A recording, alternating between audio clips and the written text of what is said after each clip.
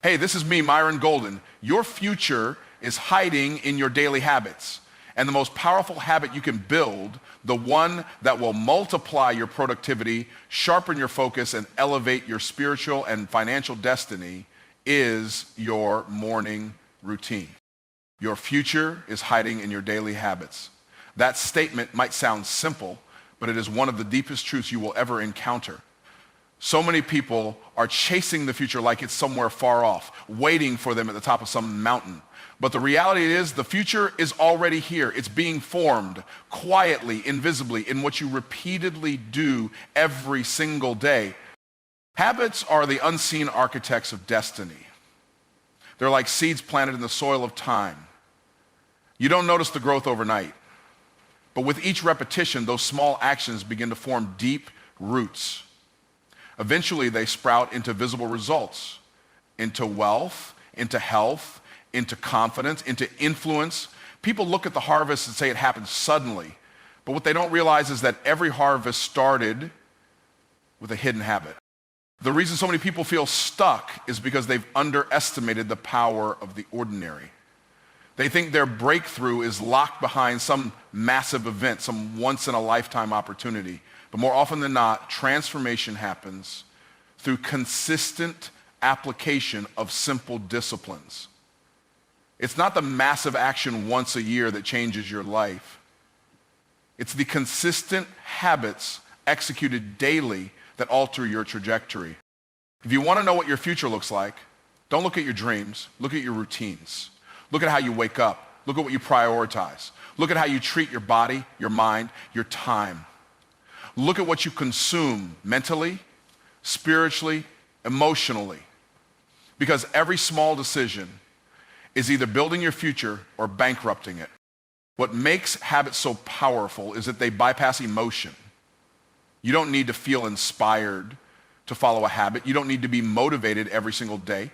Once something becomes habitual, it becomes automatic. It no longer depends on how you feel. It runs like a program in the background of your life. And that's either incredibly empowering or dangerously destructive, depending on the habits you've installed. The scary part is that bad habits don't feel like enemies at first. They feel like comfort. They feel like rest. They feel like indulgence. But over time, they become chains. They start out as choices and end up as prisons. On the other hand, good habits often feel like work at first. They feel inconvenient, uncomfortable, maybe even painful. But over time, they become freedom. They start out as effort and end up as empowerment. Every champion you admire, every leader you respect, every person you wish to emulate, look closely and you'll see a system of habits. You'll see structure. You'll see repetition. You'll see them doing what others refuse to do over and over again.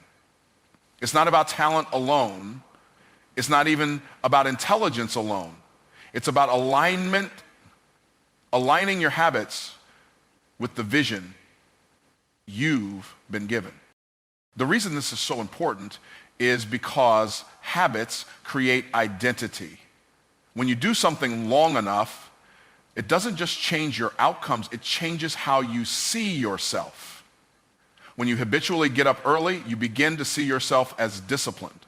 When you read daily, you see yourself as a learner. When you work on your goals consistently, you see yourself as someone who follows through. Your habits don't just shape your schedule, they shape your self-image.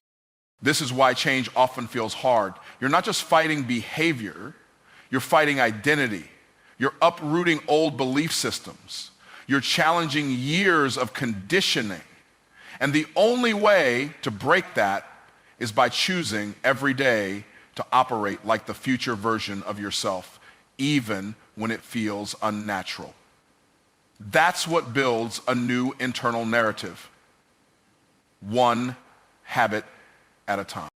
It's easy to get inspired by vision, but vision without discipline is a dream that dies in delay. Discipline is what gives structure to desire. It's what takes inspiration and turns it into implementation. And discipline is made sustainable through habits. things you do without negotiating with your feelings. People spend so much energy trying to predict the future, when in reality, they could be creating it. Your morning routine is a forecast. Your eating habits are a forecast. The way you speak, think, work, and rest, they all point to the direction you're heading. If you want a better future, you don't need to look ahead, you need to look within. We often pray for outcomes, but God responds by giving us instructions. Those instructions, when followed consistently, become habits, and those habits become harvest. The outcome is not random. It's the fruit of the instruction you decided to obey repeatedly without giving up when it got boring or hard. You don't need to overhaul your entire life in a day. You need to take one good habit and commit to it until it becomes natural. And then another and another, one brick at a time, one choice at a time, until your habits start doing the heavy lifting, until momentum kicks in and success becomes automatic, not because life got easier, but because you got more consistent. Most people will never change because they keep chasing moments instead of mastering habits. But the ones who do, the ones who wake up with purpose, who act on principle, who live by design, they're not lucky. They're not gifted. They're intentional. They realize that the secret to unlocking the next level wasn't out there somewhere in the future. It was right here, buried in the routine they chose to build. Successful people don't stumble into greatness. They schedule it. That line cuts through the fluff of wishful thinking and lays down a fundamental principle. Success is not accidental. It's intentional. It's crafted, planned, and executed with precision.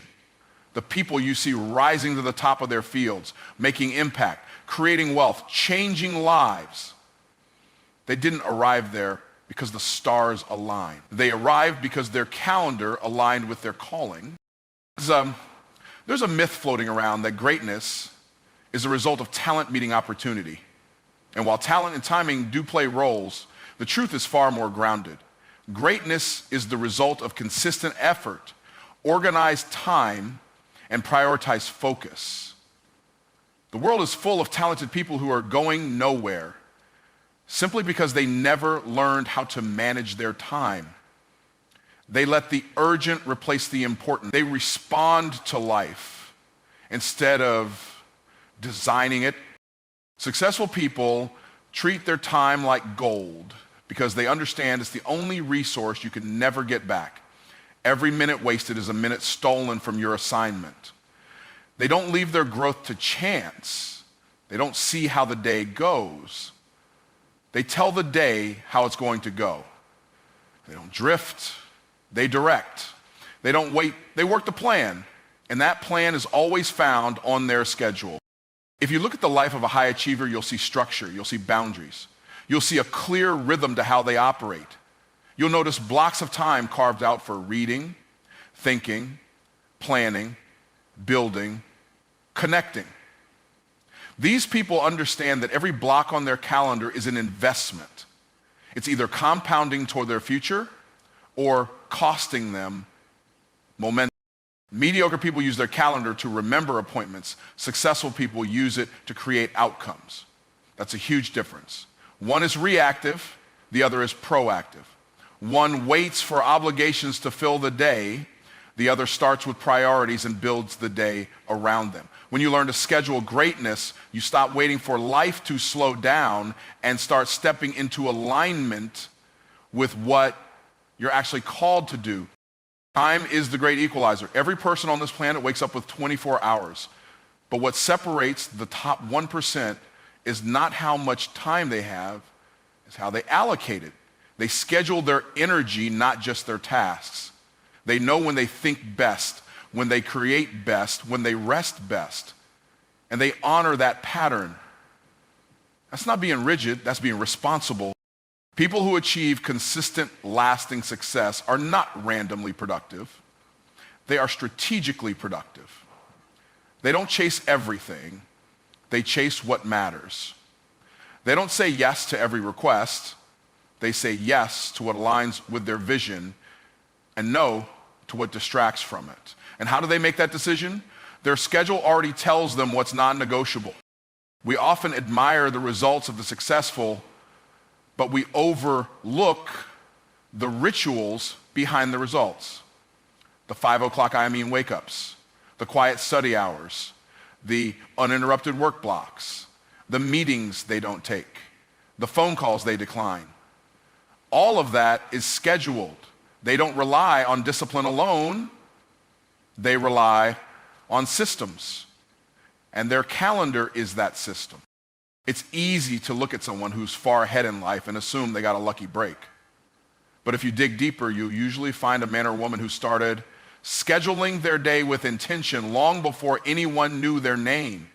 They scheduled time to build the skill, craft the message, grow the brand, serve the clients. Greatness never just happens. It's always built brick by brick on a schedule. Think about a builder constructing a skyscraper. They don't wing it.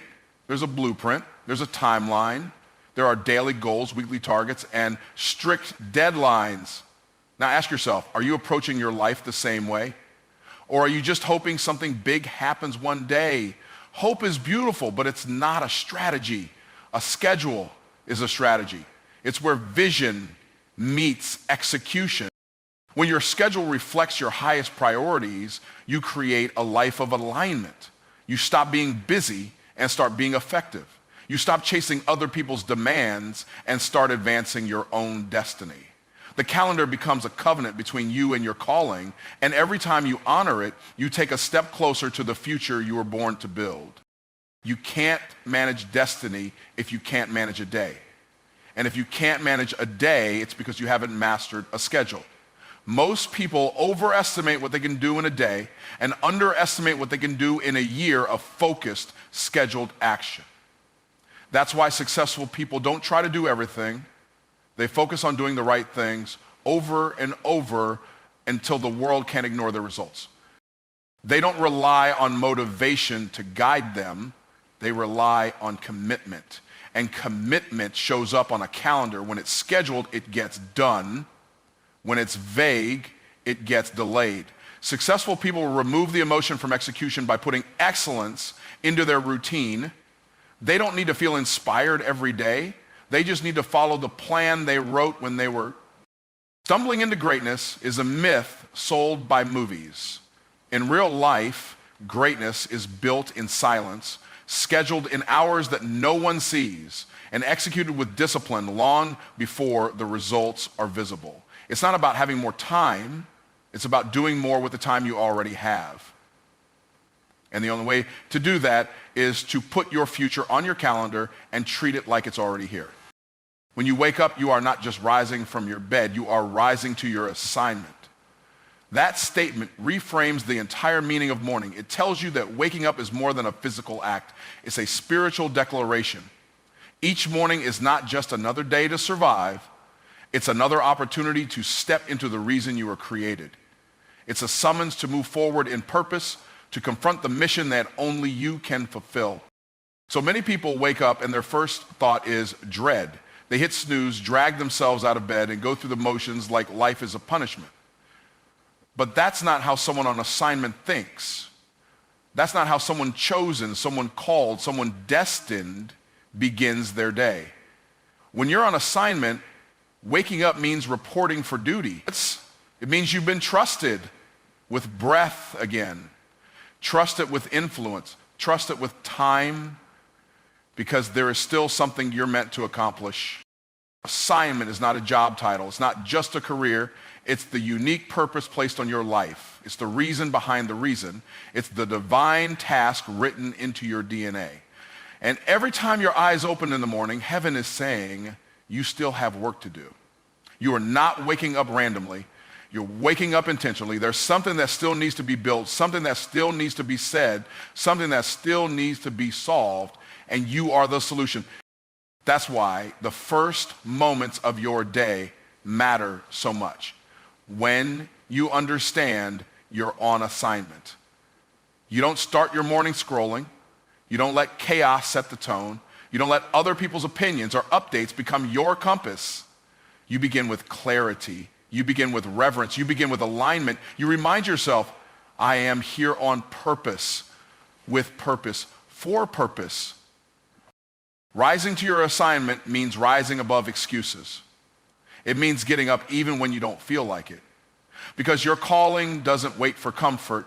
Your mission doesn't pause until motivation shows up. There are people tied to your obedience. There are breakthroughs on the other side of your consistency. And each day you choose discipline, you are making a down payment on destiny. You don't need everything to be perfect to walk in purpose. You just need to show up. Consistency opens doors